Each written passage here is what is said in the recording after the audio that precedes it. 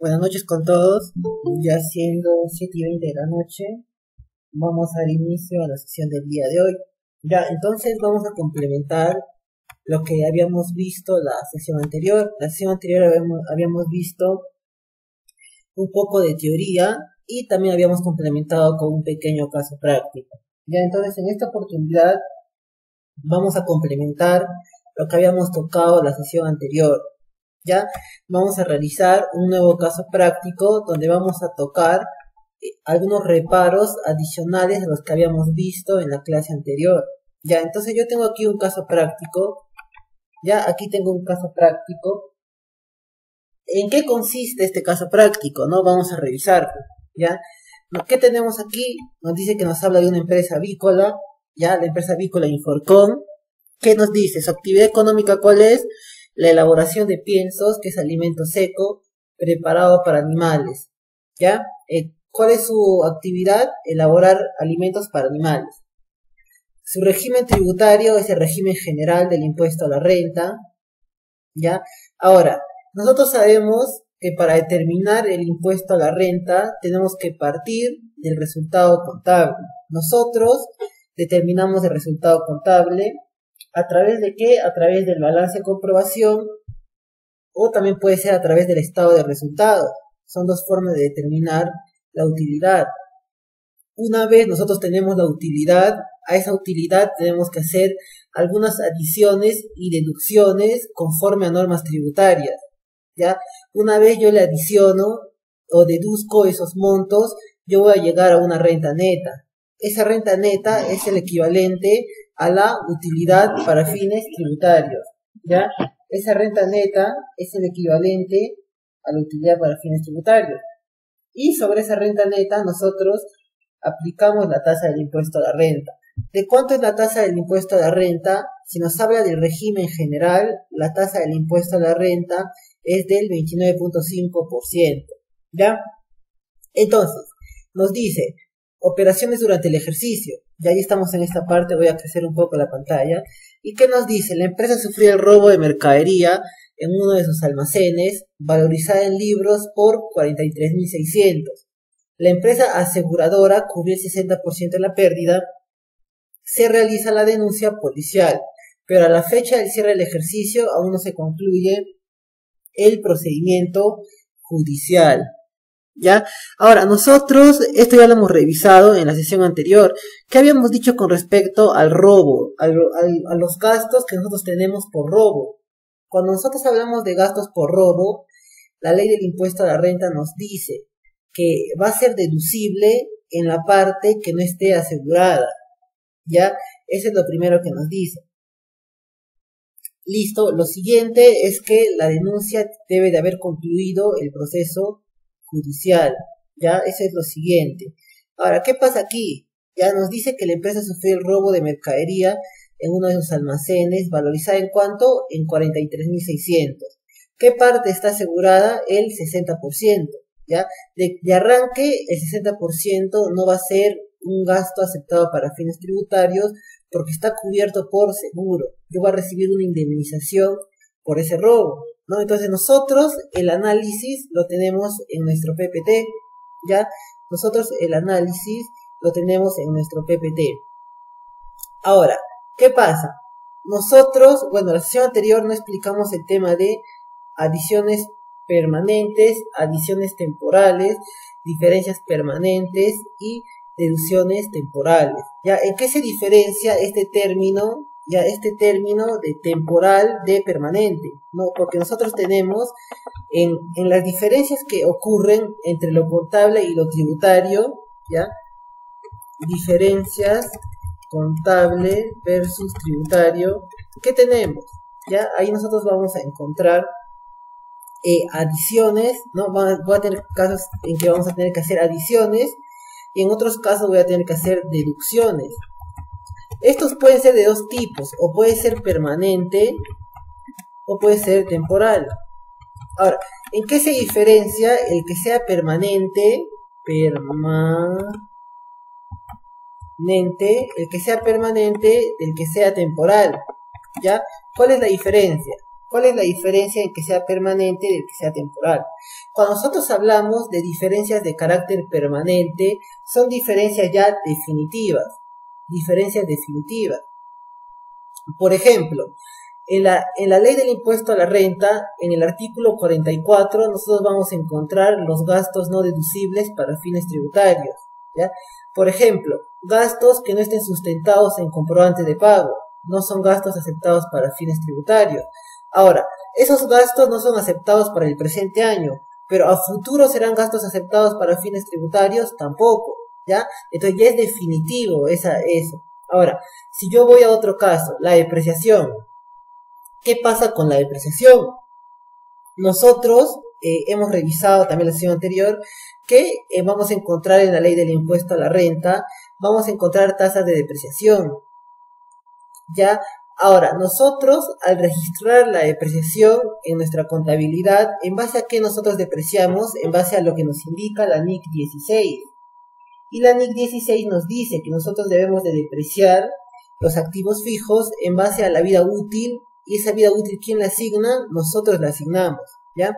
Ahora, ahí se puede generar una diferencia, porque yo puedo depreciar contablemente a una tasa mayor de la que es tributariamente, ¿cierto? Pero ¿qué pasa? El valor del activo fijo, supongamos que el valor de este activo fijo es de 30.000, ya supongamos que el valor del activo fijo es de 30.000. Ahora, aquí yo hago una pregunta, ¿no?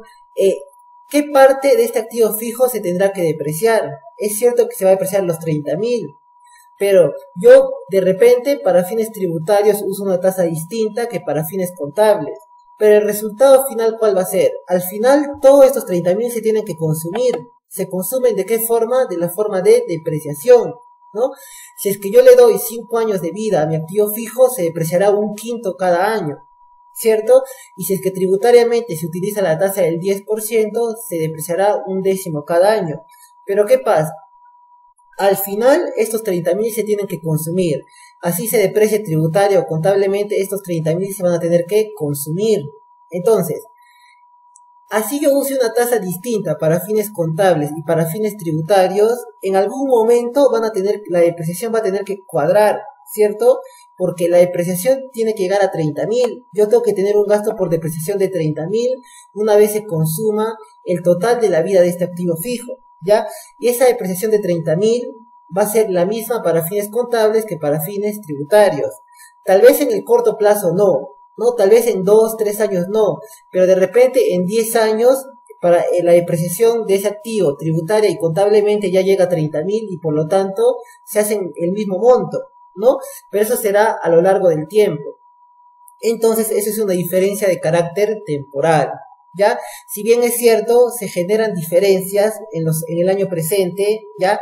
Esa diferencia a futuro se va a hacer cero. ¿Por qué? Porque es una diferencia temporal. En cambio, si es permanente, es definitivo, ¿ya? Esas son las diferencias que nosotros vamos a tener en lo que corresponde a diferencias de carácter temporal con respecto a las diferencias de carácter permanente, ¿ya? Hemos explicado. Ahora, nosotros aquí ¿qué tenemos? Tenemos un caso de robo, ¿ya? Nosotros tenemos un caso de robo, ya hemos visto. Entonces, ¿qué pasa? ¿Cuánto es el importe que nos han robado del almacén? 43.600. Entonces, yo coloco aquí, por ejemplo, el tema del robo, ¿ya? ¿Cuánto nos han robado? 43.600, ¿ya? Vamos nosotros a la ley del impuesto a la renta. ¿Qué nos dice? ¿Los robos son gastos aceptados para fines tributarios? Sí, ¿ya? Lo primero que hay que revisar es, ¿este robo está cubierto por un seguro? Para el presente caso, ¿está cubierto por un seguro? Sí. ¿Cuánto nos dice? El 60%. ¿Cuánto es el 60% de 43.600? ¿Cuánto es? El 60% es 26.160. Entonces, la parte que está asegurada de arranque, ¿qué es? Es un gasto no aceptado. ¿Por qué? Porque está asegurado. No tendría sentido que la SUNAT me acepte un gasto si es que ese gasto yo lo voy a recuperar. ¿Por qué lo voy a recuperar? Porque está asegurado, ¿cierto? Ya está, es un gasto no aceptado para fines tributarios. Ahora, y queda una diferencia, ¿no? Parte no asegurada. Ya queda una diferencia que es la parte no asegurada. ¿De cuánto es esta parte no asegurada? será el restante. Yo resto 43.600 menos 26.160. Listo. Entonces, este sería el deducible. Sería el deducible, pero hay que analizar otro tema más. La sesión anterior vimos. ¿Qué habíamos dicho más con respecto al robo de mercaderías? Ya, primero hay que ver qué parte está asegurada. Y luego hay que revisar el tema de la denuncia. Nosotros, si es un robo, tenemos que revisar la denuncia. ¿Y qué más habíamos dicho en la sesión anterior? No basta con que solo tengamos la denuncia. Esa denuncia tiene que tener o sentencia o debe estar archivada, uno de los dos casos. Si la denuncia continúa en trámite, esto no va a ser un gasto aceptado, ¿ya? Ahora, ¿qué nos plantea el caso? El caso nos plantea que a la fecha del cierre del ejercicio aún no se concluye el procedimiento judicial. Entonces, ¿es un gasto aceptado o no es, o es un gasto no aceptado? Es un gasto no aceptado. Ahora, aquí viene la pregunta. ¿Cuál es la diferencia entre estos dos gastos no aceptados? ¿Existirá diferencia o para ambos se aplica el mismo tratamiento? ¿Ya? No, no es lo mismo. ¿Ya? ¿Qué pasa? Este primero es una diferencia permanente. Diferencia permanente, mientras que este es una diferencia temporal. ¿Por qué? Porque este es un gasto no aceptado porque la denuncia todavía sigue en trámite. Una vez concluya el procedimiento judicial, este gasto va a ser aceptado para fines tributarios. Una vez concluido el proceso. Al cierre del ejercicio no ha concluido el proceso judicial, por lo tanto es un gasto no aceptado. Pero una vez concluya el proceso judicial va a ser un gasto aceptado, por lo tanto es una diferencia temporal. Pero esta primera proporción es una diferencia de carácter permanente. Ya es una diferencia de carácter permanente. ¿Por qué? Bien claro nos dice la ley del impuesto a la renta.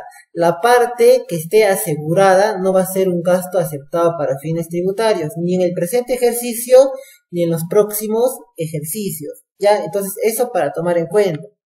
Entonces, yo tengo que adicionar, ¿qué monto? 43.600. Pero una proporción va a ser una diferencia permanente y la otra proporción va a ser una diferencia de carácter temporal.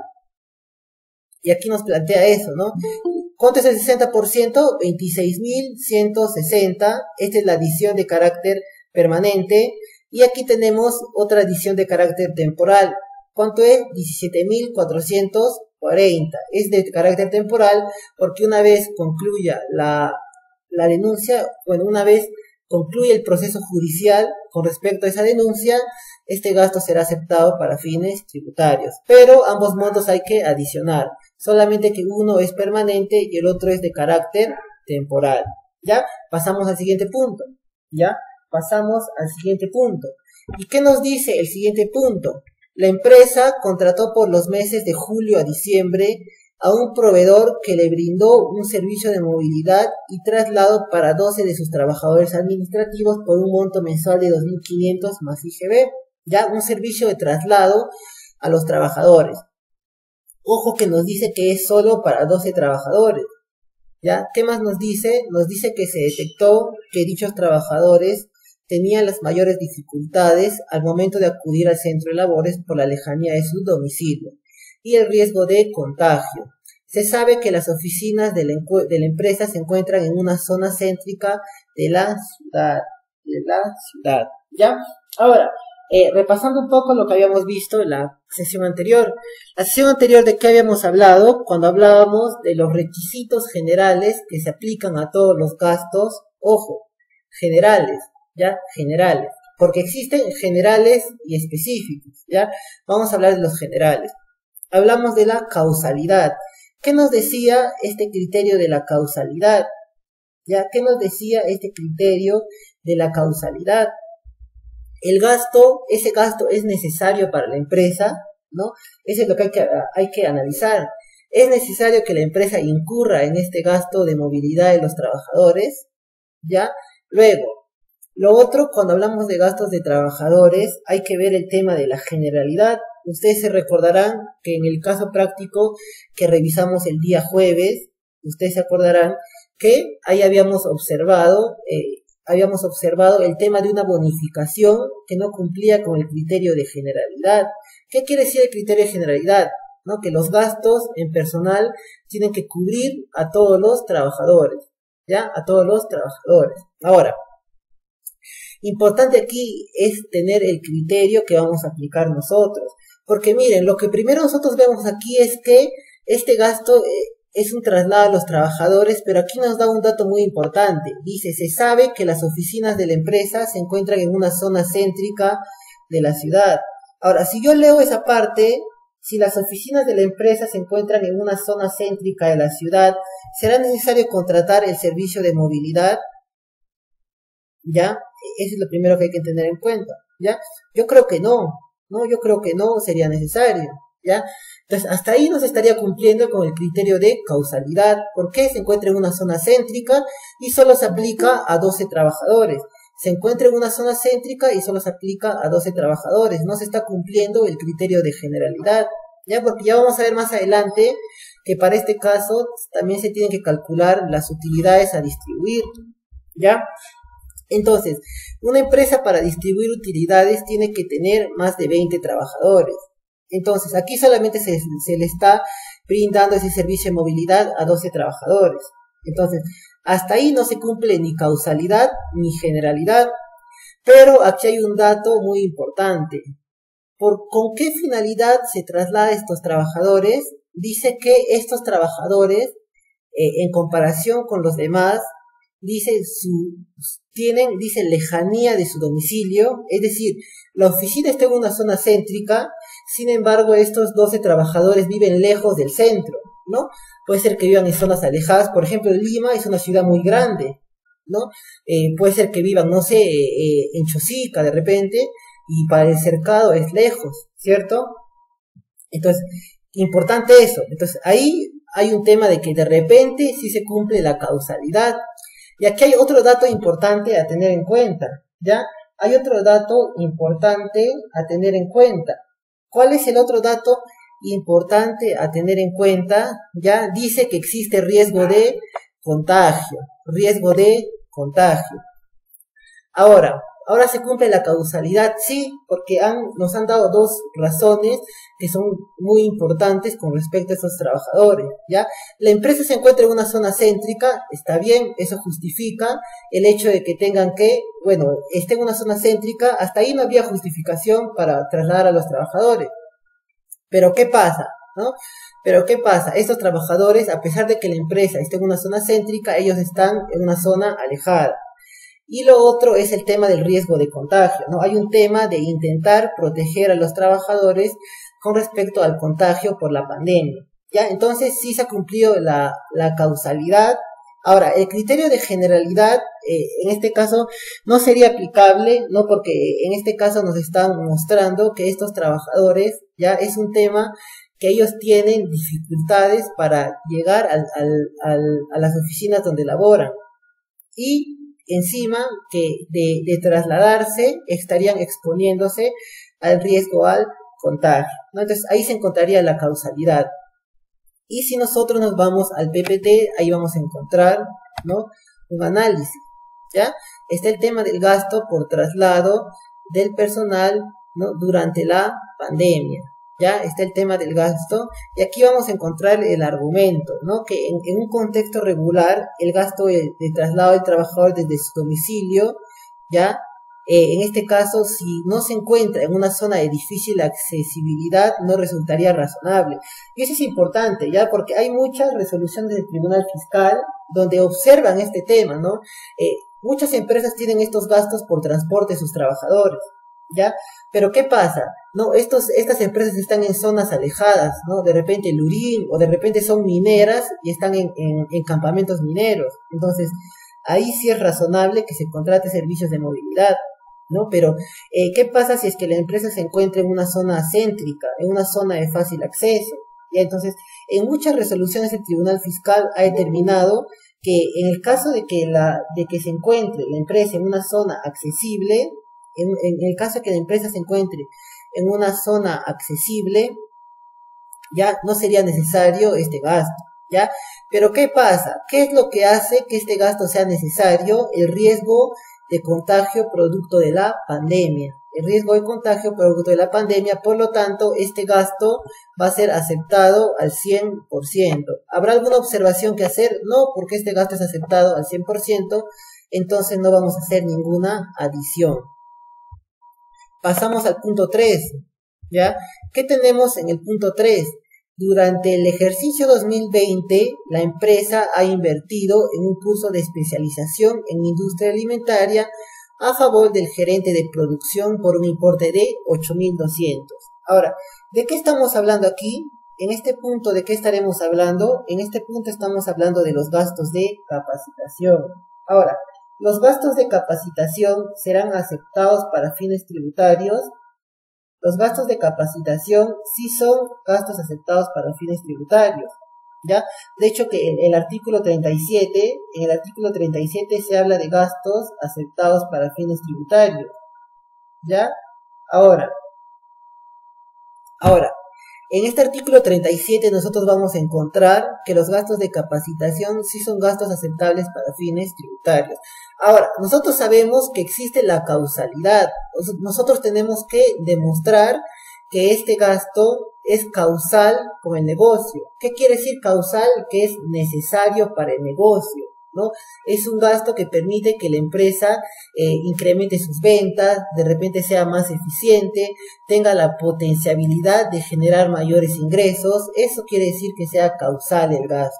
Ahora, se entiende que si yo capacito a mis trabajadores, ellos deberían mejorar su rendimiento. Por lo tanto, el gasto de capacitación sí va a ser un gasto aceptado para fines tributarios. Ahora, este gasto de capacitación también califica como un gasto para el personal, un gasto de personal. Nosotros ya hemos mencionado que cuando hablamos de gastos de personal, ¿qué pasa? Que estos deben cumplir el criterio de generalidad. Ya estos deben cumplir el criterio de generalidad, es decir, se debe aplicar a todos los trabajadores. Ahora, aquí cabría hacer la consulta, pero en este caso se está capacitando solo a una persona, a un solo trabajador. ¿Se cumple el criterio de generalidad? No se cumple. Pero en los gastos de personal, la excepción para aplicar la regla del criterio de generalidad, la excepción, ¿cuál es? La excepción es los gastos de capacitación, ¿ya? Los gastos de capacitación son la excepción para que no se aplique la generalidad. Entonces, ¿cuál es el único gasto de personal al cual no se aplica el criterio de generalidad? El único gasto al cual no se aplica el criterio de generalidad es el gasto en capacitación. ¿Ya? El gasto en capacitación es el único gasto al cual no se le aplica el criterio de generalidad. ¿Ya? Importante tener en cuenta eso. ¿Habrá alguna observación que hacer aquí? No hay ninguna observación que hacer aquí. Si ustedes quieren profundizar más, ya pueden revisar el PPT. En el PPT tenemos la base legal, ¿no? Se apoya de algunos informes de SUNAT, etcétera, ya para sustentar por qué este gasto sí es aceptado para fines tributarios.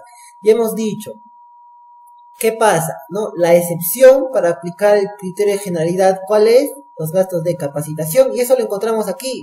¿Qué dice aquí en la parte de aquí?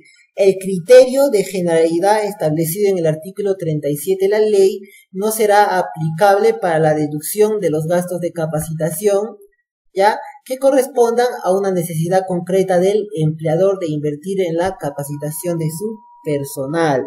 ¿Ven?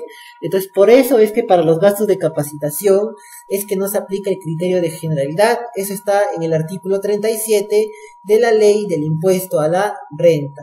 ¿Ya? Entonces, ¿habrá alguna observación que hacer aquí?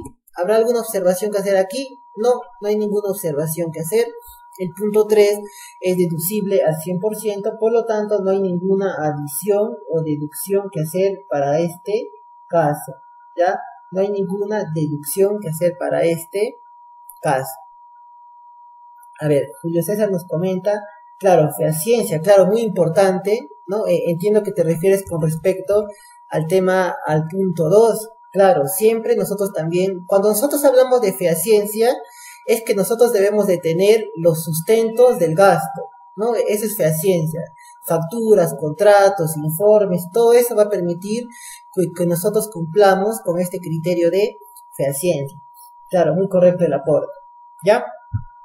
Listo, entonces el punto 3 que hemos dicho, el punto 3 no hay ninguna observación que hacer porque este gasto de capacitación sí es un gasto aceptado para fines tributarios. Listo, vamos al punto 4. ¿Qué pasó durante el punto 4? Dice, durante el año ha realizado las siguientes donaciones. Donación en dinero mediante cheque a un hospital del MINSA por 44.800 por la compra de oxígeno. ¿Ya? Donación primero al MINSA, ya, primer punto ahí. ¿Qué es el MINSA? El MINSA es una institución pública, ya, importante tomar en cuenta ese dato, ya. Siguiente, el donatario le emitió una resolución que acreditaba que la donación fue aceptada y un acta de entrega, ya, listo. Listo, luego realizó otra donación más. Realizó en el mes de diciembre la entrega de alimentos y víveres a las familias más afectadas de la localidad. Para dicha actividad incurrió en un gasto de 15.610 no incluido IGB. Ahora, analicemos, en este caso hay dos temas. Un primero es la donación al MINSA por 44.800. ¿La donación de qué tipo es? Es de tipo dinerario.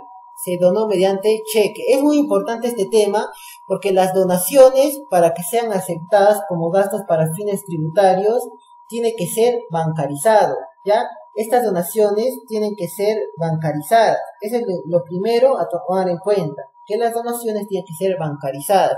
¿Se ha cumplido? ¿La donación es bancarizada? Sí, la donación es bancarizada. Listo. Ahora, lo otro es que el MINSA, ya nos habíamos adelantado, es una institución del Estado. Entonces, ¿qué pasa? La ley del impuesto a la renta, ¿qué nos dice? Yo puedo donar a cualquier empresa, la ley del impuesto a la renta dice que no, ¿ya? Para que nosotros donemos a determinadas instituciones, estas instituciones deben estar registradas en SUNAT como instituciones perceptoras de donaciones, ya, importante eso, que estas instituciones deben estar registradas en SUNAT como instituciones perceptoras de donaciones, ya, eso es lo importante que hay que tomar en cuenta. Ahora, ¿cuál es la excepción? ¿Cuál es la excepción para que no estén registradas como perceptoras de donaciones? La excepción es con respecto a las instituciones del Estado. ¿Ya? La excepción es con respecto a las instituciones del Estado. Primero yo tengo aquí al MINSA. ¿Es una institución del Estado? Sí, por lo tanto no requiere estar inscrita como perceptora de donaciones.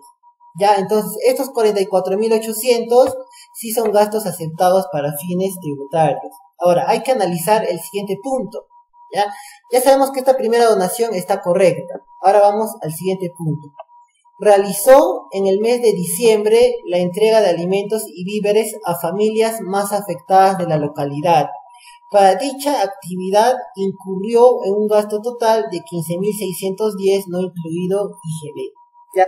Ahora, esta donación a quienes ha entregado, a las familias más afectadas de la localidad. Las familias estarán registradas como entidades perceptoras de donaciones en la SUNAT, no están registradas, no pueden estar registradas. Por lo tanto, no se cumpliría con este requisito. Entonces, al no cumplir con ese requisito de realizar la donación a una entidad perceptora de donaciones, ya tenemos que este gasto adicionarlo. No se ha cumplido con el requisito de que la donación se realice a una entidad perceptora de donaciones, 15.610. Ahora este tema también, este punto es muy importante que nosotros analicemos, ya, porque existe una resolución del Tribunal Fiscal, ya. ¿Qué pasa en esta resolución del Tribunal Fiscal? Teníamos el caso de una empresa minera. Esta empresa minera donaba así víveres a la comunidad donde operaba. Donaba víveres a esta comunidad. Entonces la SUNAT le dijo, ¿no? ¿Qué pasa? Tú estás haciendo donaciones a estas familias y esas familias no están registradas para recibir donaciones. Por lo tanto, le reparó ese gasto, ¿no? Pero ¿qué pasa? ¿No? Que esta empresa llevó su caso, llevó la apelación al Tribunal Fiscal. Y el Tribunal Fiscal, ¿qué creen? Le dio la razón a la empresa. Entonces, nada más existe este permiso de realizar donaciones a las familias en el caso de empresas mineras. ¿Y por qué se permite solo para las empresas mineras que realicen este tipo de donaciones? Porque las empresas mineras necesitan tener una buena comunicación con las comunidades donde operan. Hemos tenido varios casos como Conga, Tía María, ¿no? ¿Qué pasa? La comunidad está en contra del proyecto minero. Entonces, la empresa no le dejan trabajar a la empresa, ¿no? Incluso han paralizado algunos proyectos mineros. Es por eso que se podría decir que la excepción para realizar donaciones ya a personas, ya sabemos que una familia no va a poder estar inscrita como entidad perceptora de donaciones, ¿no? Los que están inscritos como entidad perceptora de donaciones principalmente son entidades sin fines de lucro, ¿no? ONGs, etcétera. ¿Ya? La excepción a esta regla serían las empresas mineras. Ellos sí pueden entregar donaciones para las comunidades donde trabajan. Ya sabemos cuál es el motivo que sí se les acepta, ya, que existe una causalidad. ¿Cuál es la causalidad? Que estas empresas mineras necesitan llevarse bien con las comunidades con la finalidad de que puedan realizar sus operaciones con normalidad, ya, con la finalidad de que puedan realizar sus actividades con normalidad. A ver, Julio nos pregunta cuál es la RT, ¿ya? Ahora no lo tengo en memoria el número exacto, ¿ya? Pero les envío en PDF por el grupo, ¿ya? Al finalizar unos 10 minutos y les envío el PDF para que ustedes puedan revisar este RTF que es muy interesante, ¿ya? Listo. Continuamos. Entonces, aquí, ¿cuál es el reparo a hacer? Los 44.800 no lo toco, porque se cumple el criterio. ¿Ya? El que yo voy a adicionar son estos 15.610. Eso sí se tiene que adicionar. ¿Listo? Y aquí está el análisis, ¿ya? En el PPT ustedes van a encontrar el análisis con sustentos de la base legal y todo, ¿ya? Que principalmente cuando yo hablo de gastos aceptados y no aceptados, la base legal estará en el artículo 37 o artículo 44 de la ley del impuesto a la renta, ¿ya? Es importante que se dé lectura a estos dos artículos, ¿ya? Ahora, algo que se me pasó mencionarles es que las donaciones también están sujetas al límite, ¿ya? ¿Cuál es el límite? El 10% de la renta neta, el 10% de la renta neta. ¿Y qué es la renta neta? Esto también ya habíamos mencionado en la sesión anterior, ¿no? La renta neta es el equivalente a una utilidad, pero para fines tributarios, ¿ya? Nosotros vamos a tener que revisar este límite, pero para eso tenemos que primero calcular nuestra renta neta imponible. Ahí recién nosotros podemos sacar este límite, ¿ya? Pero por ahora, la parte que no va a ser aceptada para fines tributarios, ¿cuál es? Es la donación que se ha realizado para las familias, ¿ya? Esta parte, la de la donación que se ha realizado para las familias, esta parte no va a ser aceptada para fines tributarios. La donación al MINSA, esa sí va a ser aceptada. Entonces, pasamos al punto 5. Ya, aquí está, ¿no? ¿Qué parte voy a adicionar? Los 15.610, que corresponde a la donación que se realizó a las familias más aceptadas, ¿no? Y un poco injusto, porque estando en tema de pandemia, más bien deberían incentivar a que las empresas realicen este tipo de donaciones, ¿no? Se puede decir que es un poco injusto este tema, ¿no? ¿Ya? Entonces pasamos al siguiente punto, ¿ya? ¿Cuál es el punto? Es el punto 5. Listo. ¿Qué tenemos en el punto 5? ¿Ya? En el mes de febrero, la empresa, en aplicación de la normativa contable, ha efectuado la contabilización por concepto de desvalorización de inventarios por un importe de 35.000, ¿ya? Esto a partir de que se determinó que había un lote de mercadería en mal estado al 1 de febrero del 2020, ¿ya? Por ello se realizó su destrucción, para lo cual se hizo la comunicación a SUNAT 6 días hábiles antes de la destrucción, que se realizó frente a notario público. Asimismo, en el mes de noviembre se efectuó una nueva desvalorización por un importe de 14.000, por lo cual sustentó internamente con un informe técnico, realizando la comunicación 2 días antes de la fecha de destrucción, ¿ya?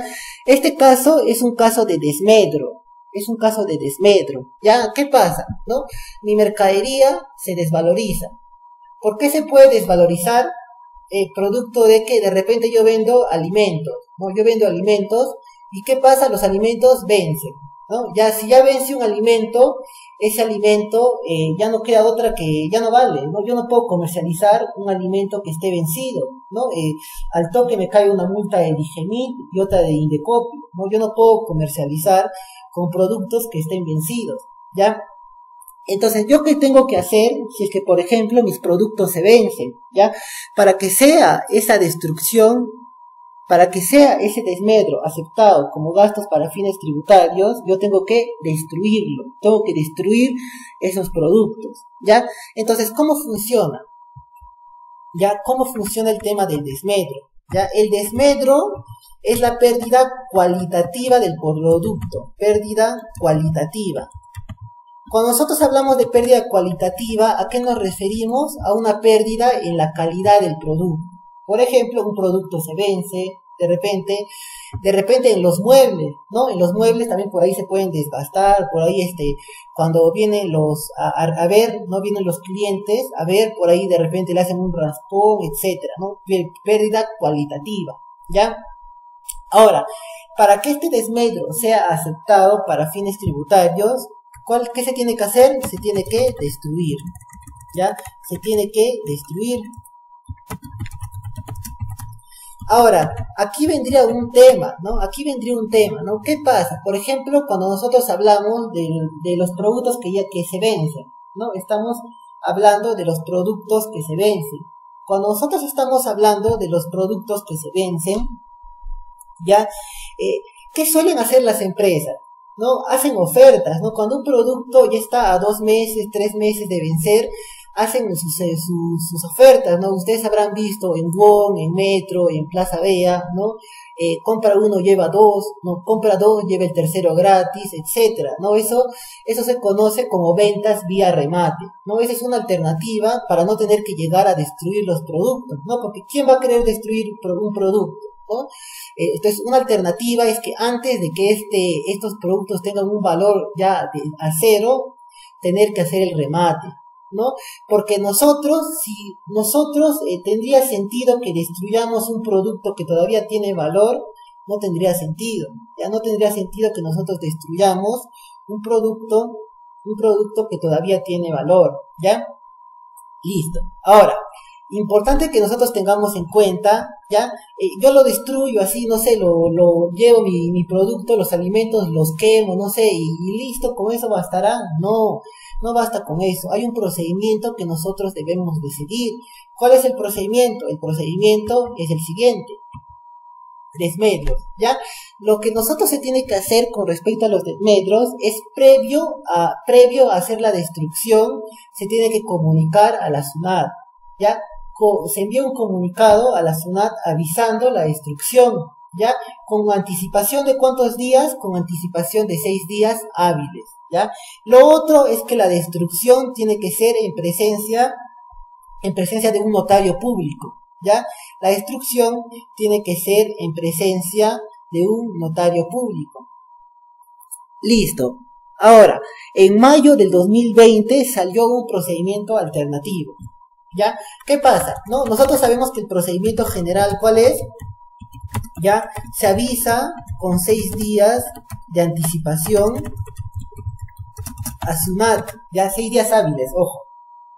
Y lo otro es que la destrucción tiene que ser en presencia del notario. Ahora, ¿y qué pasa con respecto, por ejemplo, a las mineras, ¿no? Las mineras tienen sus campamentos alejados de la ciudad, ¿no? Ahora, ¿encontrarás notario por ahí cerca de un campamento minero, o en un centro poblado, en una comunidad? ¿Por ahí habrá notario? No hay notario. Pero ¿qué es lo que sí hay? Lo que sí hay es un juez de paz, ¿no? Un juez de paz consigues en cualquier lugar. Entonces, si es que no hay notario, se puede reemplazar por juez de paz o juez de paz, ¿ya? Ojo, solamente juez de paz en caso de que no exista el tema del notario por ahí, o no se pueda conseguir por ahí un notario, entonces se puede traer un juez de paz, ¿no? Un juez de paz sí hay, ¿no? En los centros poblados, etcétera, aunque sea un juez de paz siempre tiene que haber, ¿ya? Listo. Ahora, en mayo 2020 salió un procedimiento alternativo. ¿Qué es ese procedimiento alternativo? ¿No? Si es que en la destrucción, ya, el monto es hasta 10 UITs, ya, no es necesario la presencia del notario. La presencia del notario. Hasta 10 UITs, ya no es necesario la presencia del notario. Y aquí tuve un error, ¿no? Presencia, listo. A ver, disculpen, presencia del notario, listo. Hasta 10 UITs, ¿ya? Pero se tiene que comunicar con 2 días de anticipación. Listo, ya está. A partir de mayo de 2020 salió ese procedimiento alternativo. Este monto de 10 UITs es destrucción al año. Ya no es que yo destruyo hoy día 10 UITs, mañana otras 10 UITs. Este monto de hasta 10 UITs es anual. Ya es anual.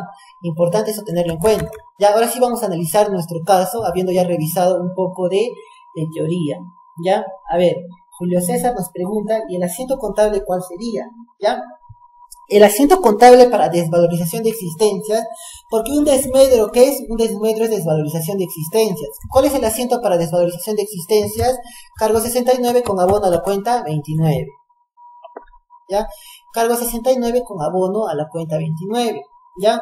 Ahora, nosotros también hemos visto estados financieros, ¿no? Antes de ver impuesto a la renta, hemos visto estados financieros. Esta cuenta 29 va restándole ¿a qué cuenta? A la cuenta 20. Entonces, yo al mostrar en mi estado financiero, esa 29 restará la 20 y la 20 será 0. Bueno, para el producto, ¿no? Entendiéndose que este producto ha perdido su valor total. Y como se va a destruir, peor. Entonces, esa 29 va restándole a la cuenta 20, por lo tanto dejaría la cuenta en 0. Ya, el asiento es ese, cargo 69 con abono a la cuenta 29. Ese es un asiento de desvalorización. ¿Ya? Listo. Ahora sí, continuamos. ¿Ya? ¿Qué pasa en este caso? ¿Ya? Dice, en el mes de febrero, en aplicación, ya se ha efectuado, ya, bueno, listo. ¿Cuánto es? 35.000. ¿Ya? Hay que analizar ese tema. Primero, ¿cuánto hay? Primero hay 35.000. Ya, primero vamos a analizar los 35.000 que nos expone el presente caso. ¿Ya? ¿Qué nos dice con respecto a estos 35.000? ¿Ya? Dice, se realizó, bueno, nos dice que se realizó la destrucción, está bien, para lo cual se hizo la comunicación a SUNAT 6 días hábiles antes de la destrucción que se realizó frente a notario público. Ahora, pregunta, ¿estos 35.000 serán gastos aceptados para fines tributarios? ¿Se ha cumplido que se avisa a SUNAT 6 días antes? Sí. ¿Se ha realizado frente a notario? Sí. Por lo tanto, sí es deducible. ¿Qué es? Deducible. Listo. Ya está.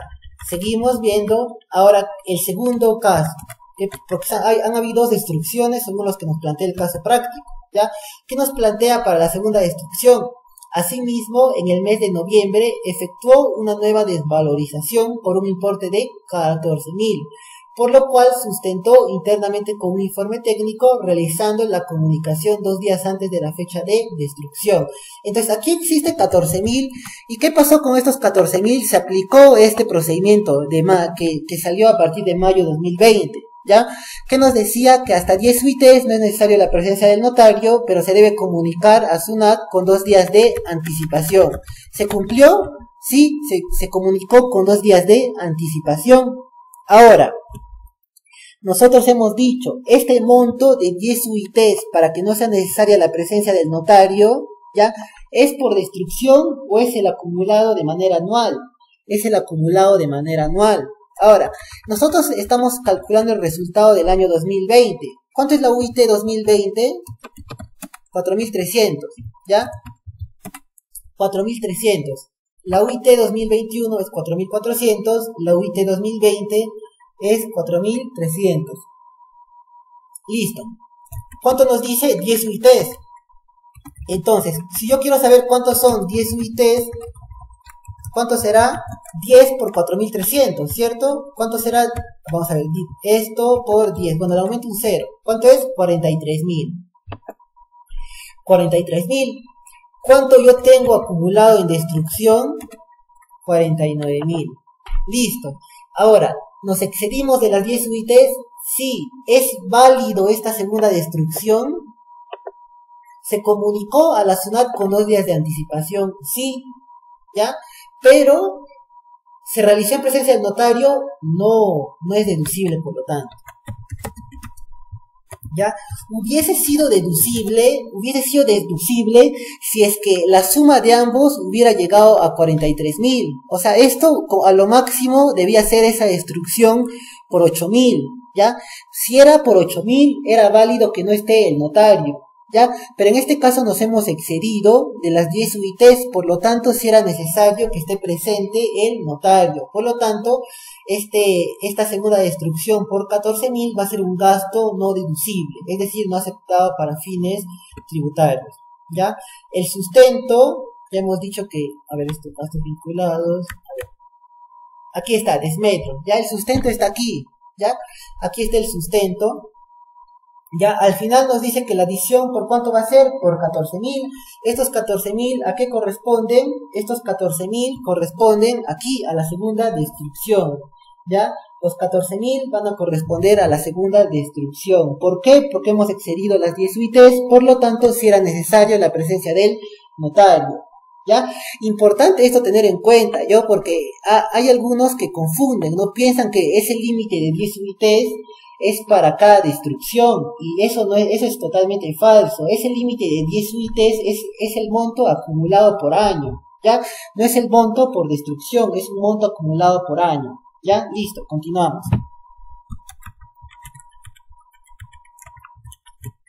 Ya está, entonces ya sabemos que hay que adicionar las 14.000. Si ustedes quieren profundizar, dan lectura al PPT y ahí van a encontrar todo, ¿no? Van a profundizar lo que yo les he mencionado, ya van a encontrarlo de una manera más profunda, ¿ya? Siguiente punto. Ya vimos este punto 5, ¿ya? Ahora nos vamos al punto 6, ¿ya? ¿Qué tenemos en el punto 6? La empresa ha optado por asumir los gastos por contratar servicio de internet en casa para 2 de sus trabajadores administrativos, ¿ya? Que, siendo destacados para trabajo de voto, manifestaron no tener este servicio en casa, ¿ya? Entendamos esa parte. ¿El gasto en qué consiste? En que se ha contratado servicio de internet para trabajadores, solo 2 que están realizando trabajo remoto, ¿ya? Para 2 trabajadores que están realizando trabajo remoto. ¿Qué nos dice? El costo anual del servicio fue de 3.500 y es pagado directamente por el empleador, a quien le emiten los respectivos recibos de servicio público. Entonces, ¿a quién le emiten los recibos de servicio público? Al empleador, es decir, a la empresa. Esos recibos salen a nombre de la empresa, está correcto. Seguimos bajando, ¿ya? Seguimos bajando, ¿ya? ¿Y qué vamos a tener? ¿Ya? A ver, me disculpan un segundo. Entonces, punto 6. La empresa ha votado, ya habíamos analizado, ¿no? Que en este caso, ¿qué pasó? Hay un tema que la empresa asume los gastos de internet de 2 trabajadores. ¿Por qué? Porque estos trabajadores, ¿no? Ya sabemos que con el tema de la pandemia, muchos trabajadores pasaron al trabajo remoto, ¿no? Ya no trabajaban de manera presencial, sino realizan su trabajo de manera remota. Ya, entonces, ¿qué pasa, no? A mí me mandan a trabajar de manera remota, pero en casa no tengo internet. Entonces, ¿qué pasó? Yo le presenté mi caso a la empresa y la empresa dijo, ya te vamos a asumir los costos por internet. ¿Ya? Eso es lo que nos dice, que la empresa va a asumir los costos por internet. ¿Ya? ¿De cuánto es? De 3.500. ¿Será este gasto un gasto aceptado para fines tributarios? Ya vamos a analizar, ya hay que analizar, existe la causalidad, este gasto es necesario, ya, en este caso sí viene a ser un gasto necesario. ¿Por qué? Estos 2 trabajadores requieren de este servicio de internet para realizar sus labores, ya, pues causalidad sí hay. Ahora, el tema de la fehaciencia, yo puedo sustentar este gasto, sí, y encima, ¿qué pasa? Que estos recibos de servicio público, ¿a quién emiten? Estos recibos de servicio público están emitiendo a la misma empresa, entonces, es válido, ¿no? Es válido porque estos recibos de servicio público están siendo emitidos a la empresa. Ahora, aquí vendría una consulta. ¿Y si estos recibos de servicio público fueran emitidos al trabajador? Si estos recibos de servicio público fueran emitidos al trabajador, será un gasto aceptado para fines tributarios que yo asuma estos recibos de servicio público del trabajador. ¿Ya? Será un gasto aceptado para fines tributarios. ¿Ya? Sí, también. ¿Ya? ¿Por qué? ¿Por qué? Porque eso salió en este decreto supremo, ya el 010-2020, ya, donde se autoriza que las empresas puedan asumir estos gastos de internet con la finalidad de que los trabajadores realicen el trabajo remoto. ¿Ya? Entonces, amparados con este decreto, este gasto sí es aceptado para fines tributarios. Y además, si analizamos con las reglas generales, si es causal, es un gasto necesario porque el trabajador, si no, no va a poder realizar sus labores. Entonces es un gasto necesario para la empresa. ¿Habrá alguna observación que hacer con respecto a estos gastos que se están asumiendo por internet? No hay ninguna observación que hacer porque este gasto sí es aceptado para fines tributarios. Ya nos respaldamos en que es un gasto deducible y además existe este decreto supremo, el 010-2020, ya el que regula el trabajo remoto, y ahí nos indica, ¿no?, que las empresas pueden asumir estos gastos de internet para que los trabajadores realicen el trabajo remoto. ¿Ya? Listo. Pasamos al siguiente punto. Punto 7. En el mes de enero 2021, a la empresa le emitieron una factura electrónica por un servicio de asesoría legal, recibido en el mes de noviembre 2020, por un total de 13.500, la empresa provisional gasto en su ejercicio. Esto es algo que sucede mucho. Esto es algo que sucede mucho. ¿Ya? ¿Qué nos dice? En el mes de enero de 2021, a la empresa le emitieron una factura electrónica. ¿Ya? ¿Esta factura cuándo se emite? Esta factura se emite en enero del 2021. Pero ¿qué nos dice con respecto a esta factura? ¿Ya? Es un servicio de asesoría legal ¿de qué mes? De noviembre del 2020. Ahora, nosotros para reconocer el gasto, ¿en base a qué criterio reconocemos este gasto? Nosotros vamos a reconocer en base al criterio del devengado, ¿ya? En base al criterio del devengado. Ahora, este servicio de asesoría legal, ¿en qué mes devengó? Este servicio devengó en el mes de noviembre del 2020. Ahora, nosotros tenemos un caso así, ¿ya? La factura, ¿ya? Factura se emite, ¿cuándo se emite? Se emite en enero 2021. ¿En qué ejercicio está? Está en el ejercicio 2021, ¿ya? Pero ahora, este gasto, ¿cuándo ha devengado? ¿Ya? El devengo de este gasto, el devengo ha sido en noviembre del 2020, ¿ya? En noviembre del 2020. Por lo tanto, ¿en qué ejercicio habrá devengado? Habrá devengado en el ejercicio 2020, ¿ya? Ha devengado en el ejercicio 2020. Listo. Entonces, ¿qué pasa? Que mi factura se emitió en noviembre de 2021. Sin embargo, el servicio por el cual se ha emitido este comprobante de pago ha devengado en el año 2020. ¿Dónde debe estar el gasto? ¿En la fecha de emisión de la factura o en la fecha que devengó el servicio? El gasto debe estar en la fecha que devengó el servicio. ¿Ya? Aquí debe estar el gasto en el año 2020. Listo, el gasto debe estar en el año 2020. Y si yo lo mando el gasto al año 2021, es un gasto no aceptado para el año 2021. Ese gasto tiene que ir al año 2020, al año en el que se devengó. Y ahora, nosotros nos preguntaremos, ¿pero es válido que yo coloque un gasto en el año 2020 sin que exista el comprobante de pago? Sí es válido, ya está permitido que yo coloque el gasto en un ejercicio en el que todavía no hay comprobante de pago, pero si a futuro va a existir el comprobante de pago, ¿no? El comprobante de pago existe en enero, más no en noviembre, que es cuando devengó. Entonces sí va a ser válido que el gasto esté en noviembre del año 2020. Ya hay que respetar este criterio del devengo, ya importante. Listo. A ver, entonces, en base a ello, ¿qué nos ha planteado el caso? El caso nos ha planteado, ¿ya? La empresa provisionó el gasto en su ejercicio, es decir, el gasto, ¿en qué ejercicio está provisionado? Está provisionado en el ejercicio 2020. Es válido que el gasto esté en el 2020 si la factura está en enero del 2021, sí es válido, ¿ya? Sí es válido eso, ¿ya? Importante, el gasto tiene que estar en el periodo que devenga, ¿ya? El gasto tiene que estar en el periodo que devengue, no en el periodo que esté el comprobante de pago, ¿ya? Pero lo correcto es que el comprobante de pago esté en el periodo que devengue, ¿ya? Pero en el caso de que no se dé, el gasto tiene que estar en el periodo que devengue, que para este caso sería el ejercicio 2020. La empresa, ¿dónde colocó el gasto? En noviembre de 2020. ¿Habrá alguna observación que hacer? No, no hay ninguna observación que hacer.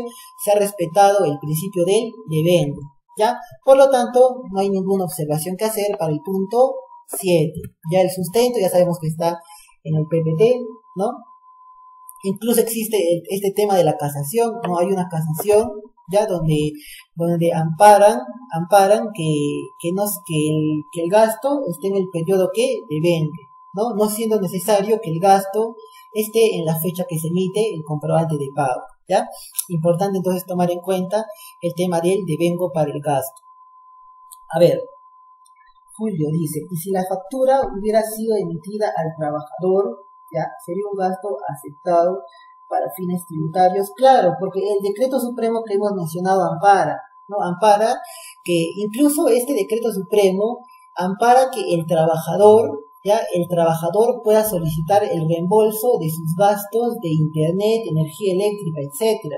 Y entonces, este decreto nos avala eso. Entonces, si el decreto está avalando que yo pueda ir a la empresa y a decirle, ¿no? Mira, yo por el trabajo remoto, mis gastos en consumo eléctrico han incrementado todo eso. Entonces, yo solicito que tú me hagas ese reembolso, porque yo estoy gastando más por hacer trabajo remoto. Entonces, se puede compensar eso, ¿no? Recibo de luz eléctrica, recibo de internet, no siendo necesario que salgan a nombre de la misma empresa, ¿ya? Si sale a nombre del trabajador, ¿ya? También es como un gasto aceptado para fines tributarios, ¿ya? Todo eso está amparado por el Decreto Supremo 010-2020, ¿ya? Todo eso para darle la facilidad a que los trabajadores realicen el trabajo remoto, ¿ya? Listo, ¿ya? Listo, ya hemos revisado también el punto de los servicios facturados en el ejercicio posterior. Ya el sustento, de manera, ya saben, extendida, se encuentra dentro del PPT. Ya dentro del PPT. ¿Cuál sería el siguiente punto a revisar? Ya, punto 8. Punto 8. ¿Qué pasa? En el mes de noviembre, la empresa brindó un servicio a una empresa domiciliada en Ecuador. ¿Ya? A una empresa domiciliada en Ecuador. El servicio constó de una asistencia técnica para la elaboración de una nueva variedad de productos mediante informes y videoconferencias. Se contabilizó por dicho servicio $7.500 a un tipo de cambio de 3.51 soles. ¿Ya? Entonces, tenemos un caso aquí, ¿ya? Nuestra empresa, la empresa que estamos revisando, ¿qué ha pasado con esta empresa? Esta empresa ha prestado un servicio de asistencia técnica a otra empresa que está en Ecuador. Ahora, ¿y qué es la asistencia técnica? ¿No? En la asistencia técnica existe transferencia de conocimiento, ¿ya? En la asistencia técnica es un servicio a través del cual yo transfiero conocimiento, ¿ya? Esa es la asistencia técnica. Ahora, ¿qué pasa aquí? ¿No? Eso es importante que nosotros tengamos en cuenta, ¿ya? ¿Qué pasa cuando yo, siendo empresa peruana, ¿no? Yo soy empresa domiciliada, ¿cierto? Eso es como se conoce en términos tributarios. Yo soy una empresa domiciliada, ¿ya? ¿Cómo tributan las empresas domiciliadas en Perú? ¿Ya? ¿Cómo tributan las empresas domiciliadas? Ellos tributan, ¿ya?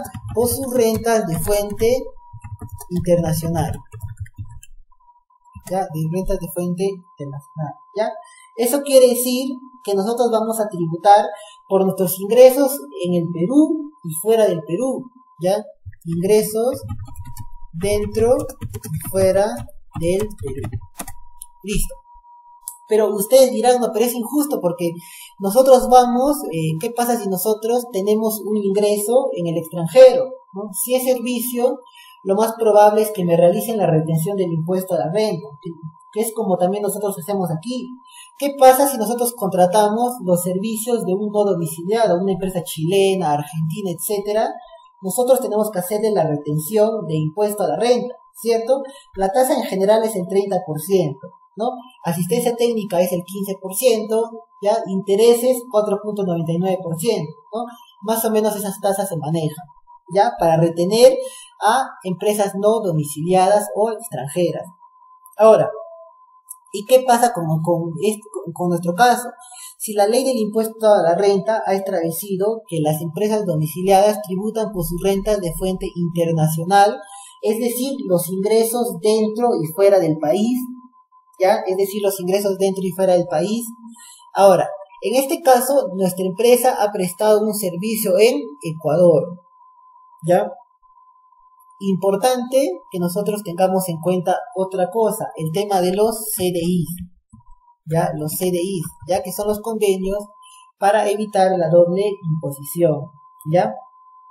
Entonces, nosotros tenemos un CDI con la Comunidad Andina de Naciones. ¿Qué países integran la Comunidad Andina de Naciones? Ecuador, Bolivia, Perú y Colombia, ¿ya? Esos 4 países integran la CAN. Ahora, ¿qué me dice este CDI CAN? Este CDI CAN dice que las empresas van a tributar, ¿ya? En el país al cual corresponde la fuente de su renta, ¿ya? En el país al que corresponde la fuente de su renta. ¿Qué quiere decir esto, no? Yo si presto un servicio en Ecuador, ya la fuente de mi ingreso, ¿de dónde sale? De Ecuador, porque la empresa que me ha contratado es de Ecuador, entonces la fuente de mi ingreso, ¿en dónde está? Está en Ecuador. Por lo tanto, yo voy a pagar impuestos en Ecuador, ¿ya? Por lo tanto, yo voy a pagar impuestos en Ecuador. Igual en Perú, no viene una empresa ecuatoriana a Perú, presta un servicio, ¿ya? La fuente de su ingreso, ¿dónde está? Está en Perú, por lo tanto, ellos tienen que tributar en Perú, en Ecuador ya no, ¿ya? Igual las empresas peruanas, si tributo en Ecuador, ya no voy a tener que tributar en Perú, ¿ya? En eso consiste el CDI CAN, ¿ya?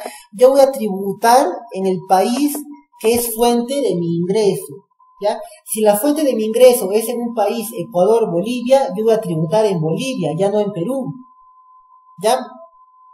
Ahora, ¿qué pasó en este caso? Ya nos dice que hemos prestado un servicio de asistencia técnica a una empresa domiciliada en Ecuador. ¿Cuál es la fuente de mi ingreso? ¿Es Perú o es Ecuador? La fuente de mi ingreso está en Ecuador. Por lo tanto, ¿dónde yo debo tributar? Solo en Ecuador. Por lo tanto, este ingreso que he tenido en Ecuador, en Perú, es un ingreso no grabado, ¿ya? Eso es conforme al CDI que tenemos con la CAN, la Comunidad Andina de Naciones.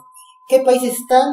Está Colombia, está Perú, está Bolivia y está Ecuador. En el pasado estuvieron Venezuela y Chile, pero se retiraron, ¿ya? Pero se retiraron.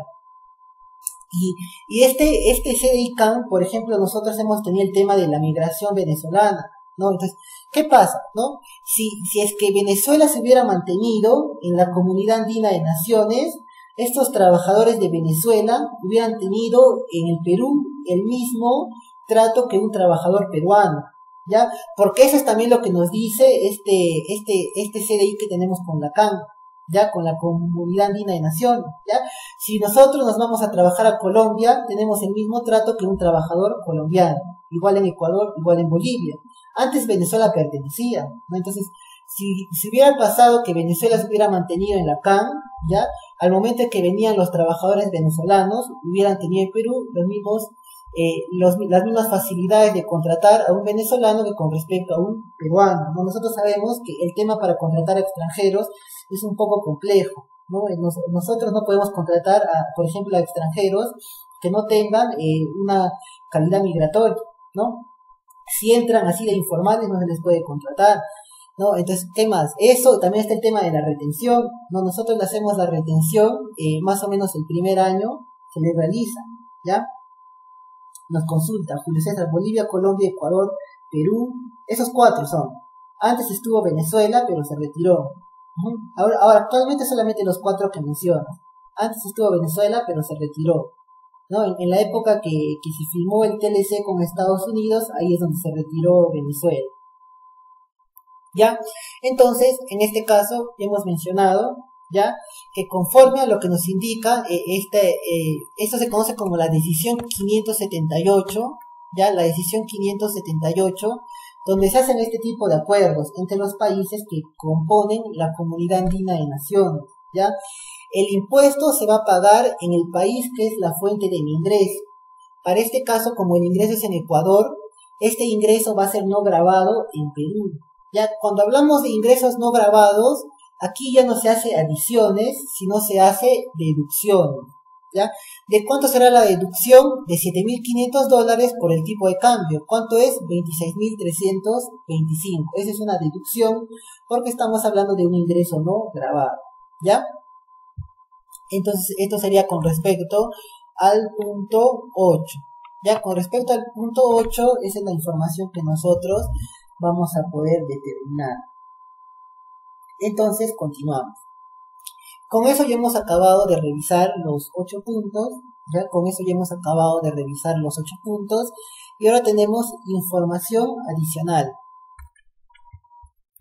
Al cierre del ejercicio 2019, se mostró un patrimonio neto de 231.000, ¿ya?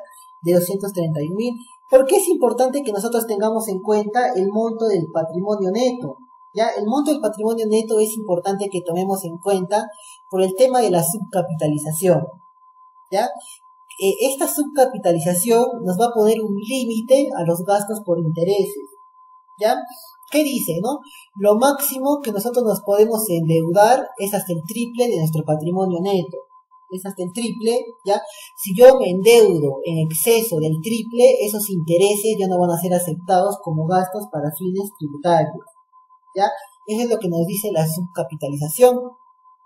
Y esta regla ha cambiado a partir del año 2021, ¿ya? A partir del año 2021 existe lo que se conoce como el EBITDA tributario, ¿ya? Que es otro tema, ¿ya? Pero esto lo que busca es limitar el monto que yo puedo deducir para los gastos por intereses, ¿ya? Listo.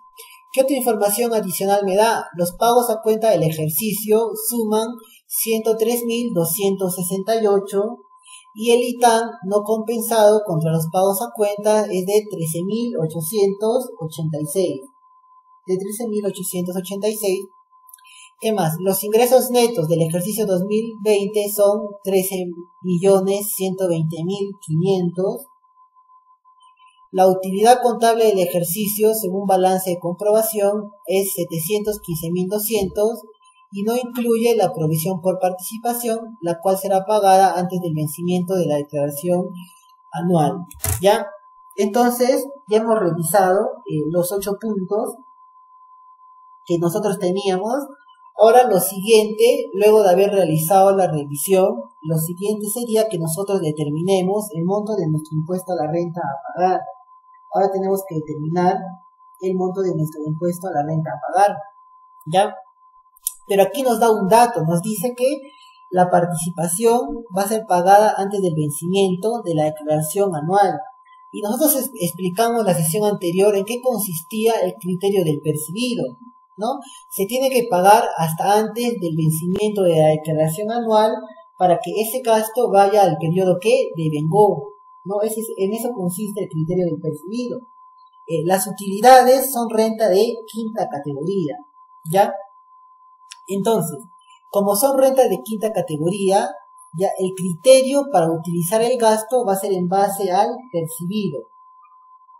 Para que el criterio del percibido nos va a decir que para que esté dentro del año que devengó, se tiene que pagar hasta antes del vencimiento de la declaración anual.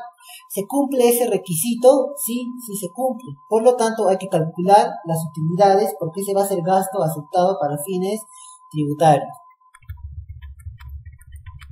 Listo, eso es todo. Entonces vamos a continuar con el caso práctico.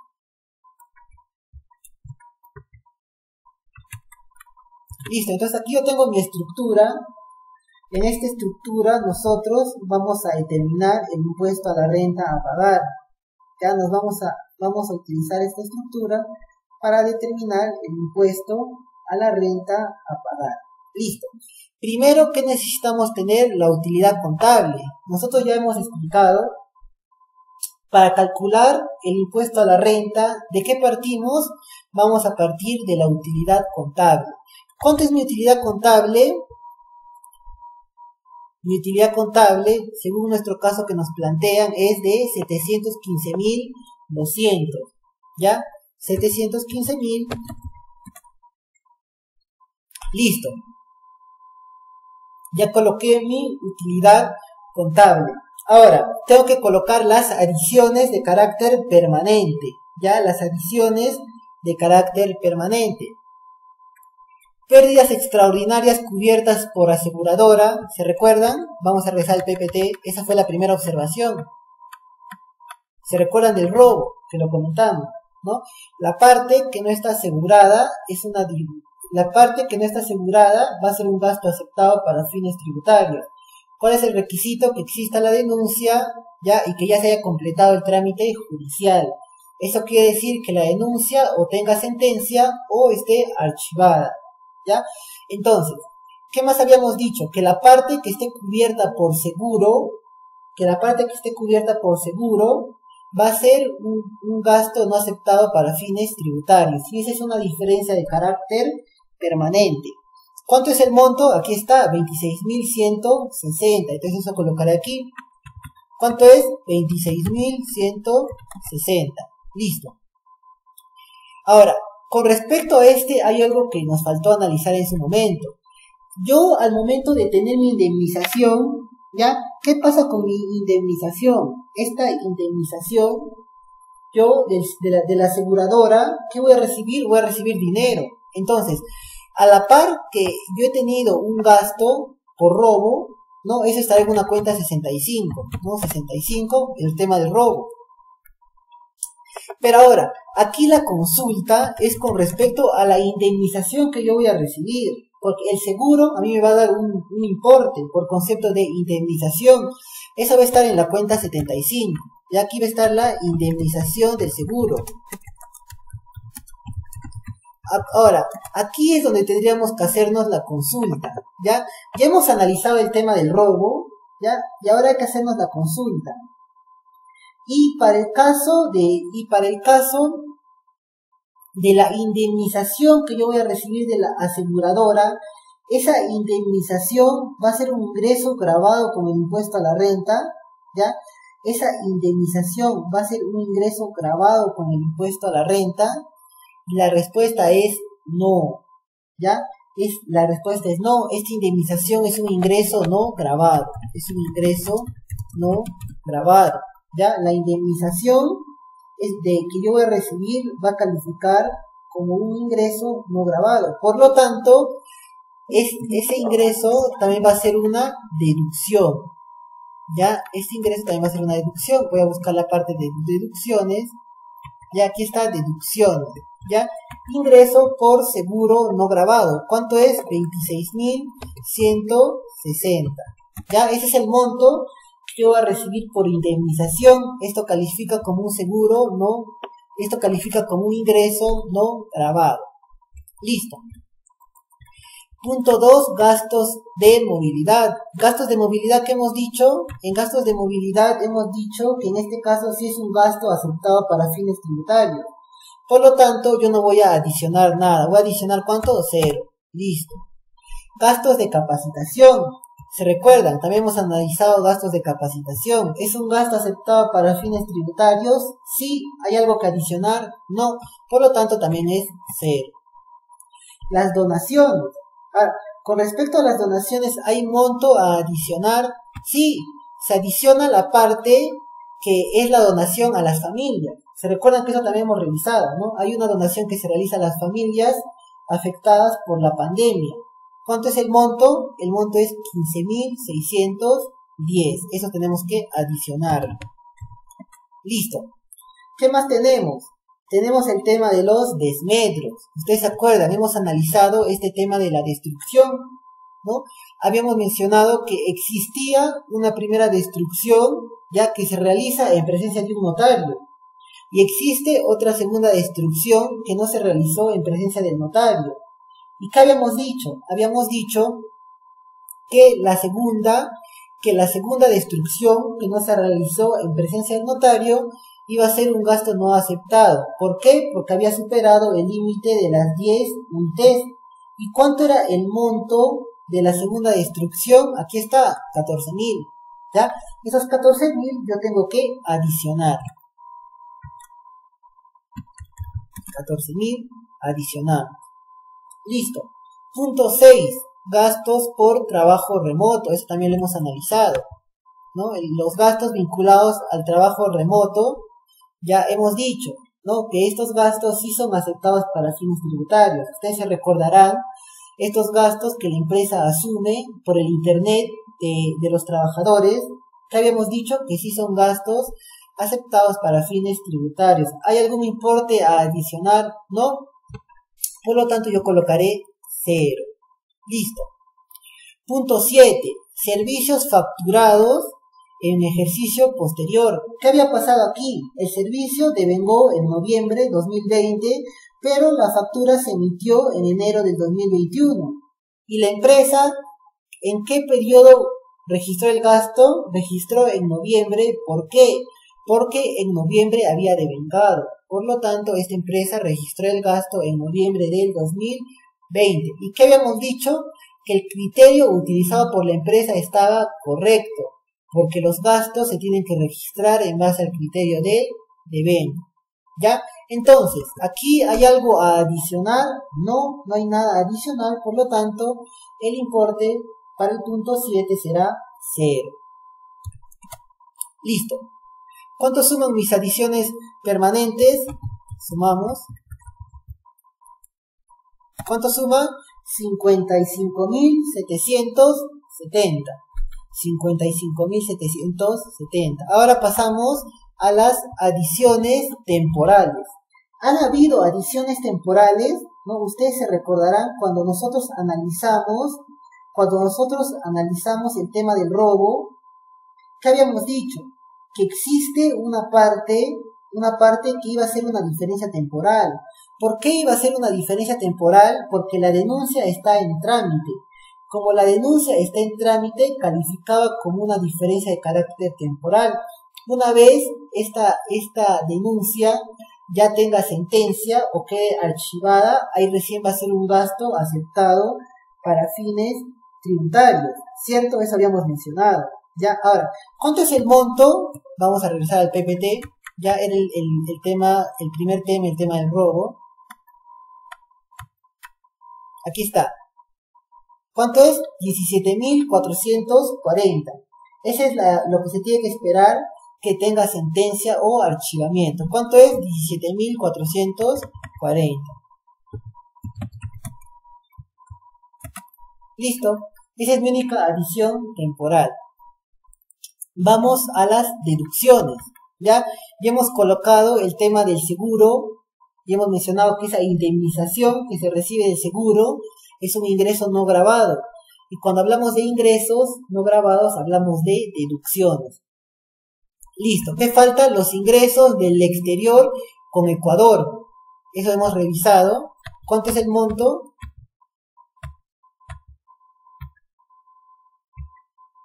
Aquí está.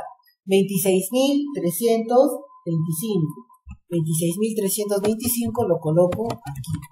Listo. 26.325. ¿Cuántos son mis deducciones?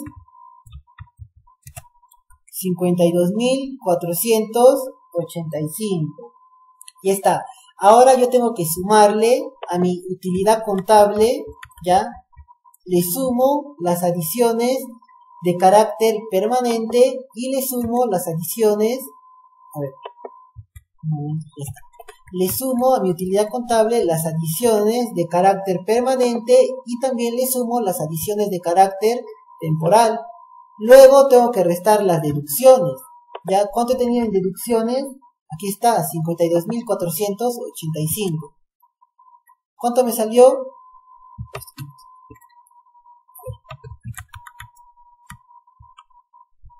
Listo.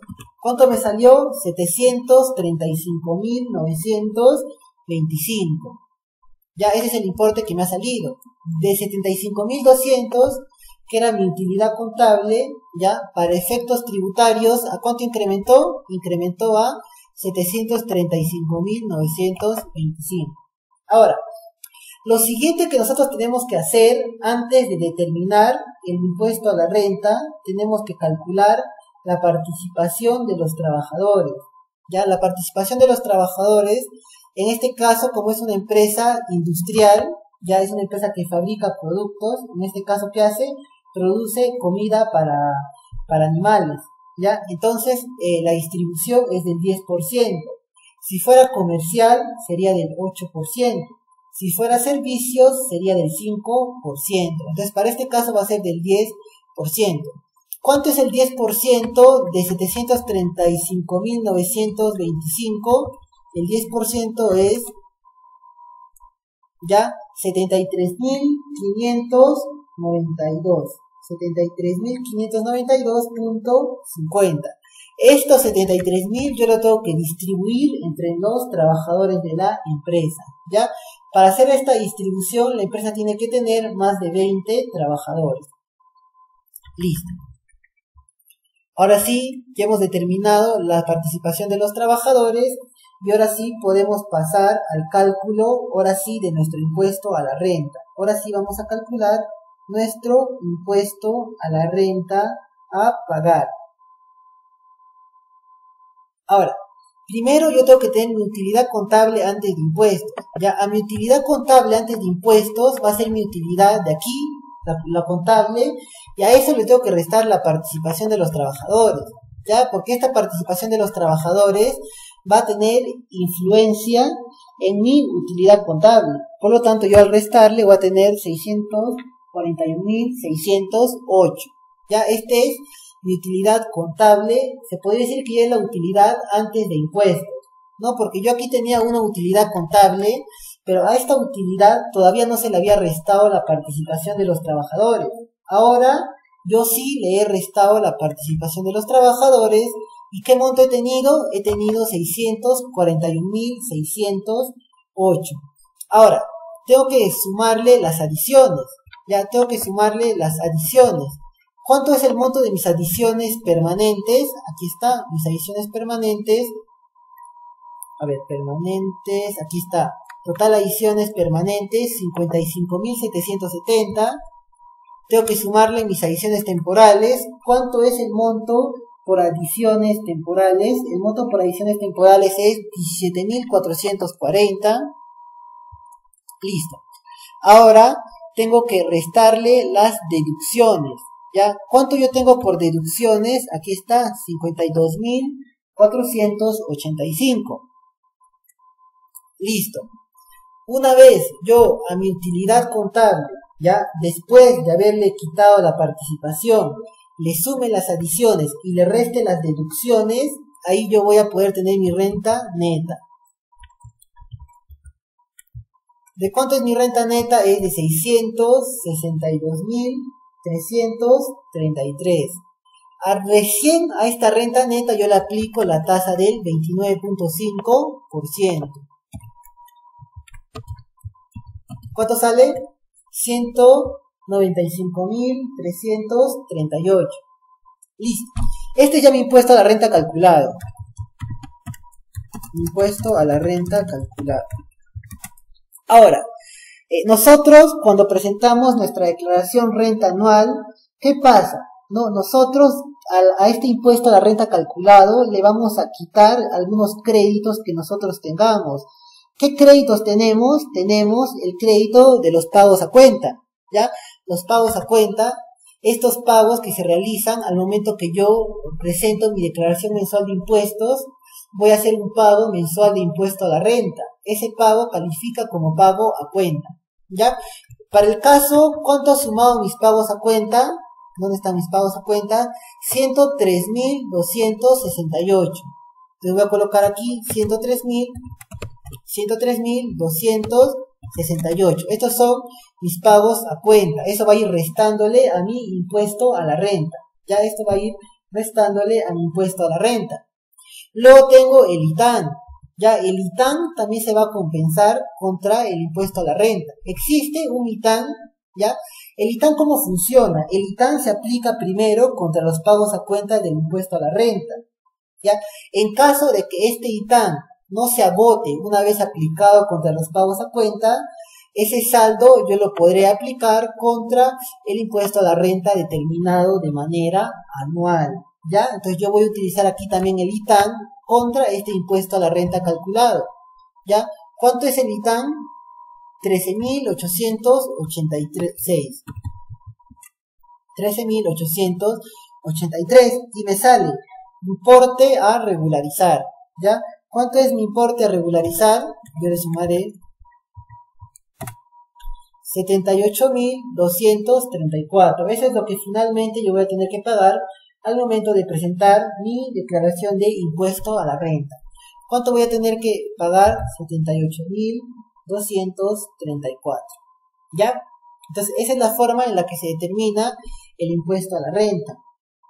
Ahora, recuerdo que la sesión anterior habían pedido que también se realicen los asientos contables, ¿ya? ¿Cuáles son los asientos contables que se realizan? ¿Ya? Primero, el asiento contable por la participación de los trabajadores. Bueno, este es el asiento. ¿Cuál será el asiento? Cuenta 62 contra cuenta 41, ¿no? Ese sí es sencillo. Cuenta 62 contra cuenta 41 y se le hace un destino, ¿no? Ya puede ser, supongamos, 94 contra 79, ¿ya? Ese es el asiento por la participación de los trabajadores en las utilidades. Listo. ¿Qué más, a qué más se le hace asiento? Se le hace asiento a las diferencias de carácter temporal. Ojo, solo a las diferencias de carácter temporal. ¿Tenemos diferencias de carácter temporal? Sí, adiciones temporales. Nada más. Esto nada más tenemos, adiciones temporales. ¿Cuánto es? 17.440. Ya, cuando hablamos de adiciones, el asiento se realiza así. Cargo 37 contra cuenta 88. ¿Ya? Solo se realiza asientos, ¿ya?, a las diferencias temporales. Ya, a las diferencias temporales. Solo se realiza asientos a las diferencias temporales. Es importante tenerlo en cuenta. ¿Ya? Así es el asiento. Cargo 37 con abono a la cuenta 88. Listo. Siguiente asiento que se realiza por el impuesto a la renta. Ya, este impuesto a la renta, aquí también se hace otro asiento. ¿Ya? ¿Cómo es el asiento? Cargo 88 contra la cuenta 40. Bueno, 4017 es el código. ¿Ya? Ese es el asiento que se realiza por el impuesto a la renta. Cargo 88 con abono a la divisionaria 4017. ¿Ya? Listo. Esos son los asientos que se realiza al finalizar con respecto al impuesto a la renta calculado. ¿Ya? Entonces aquí está la estructura para calcular el impuesto a la renta, ¿no? Hemos hecho una primera estructura donde hemos calculado la base para las utilidades, para la participación de los trabajadores, y luego ya hemos determinado finalmente nuestro impuesto a la renta. ¿Cuánto ha salido? 195.388. Le hemos restado los créditos y nos ha salido un saldo a pagar por 78.234. ¿Ya? Bueno, con eso hemos culminado el caso práctico. No sé si han quedado algunas dudas o consultas con respecto al desarrollo del presente caso.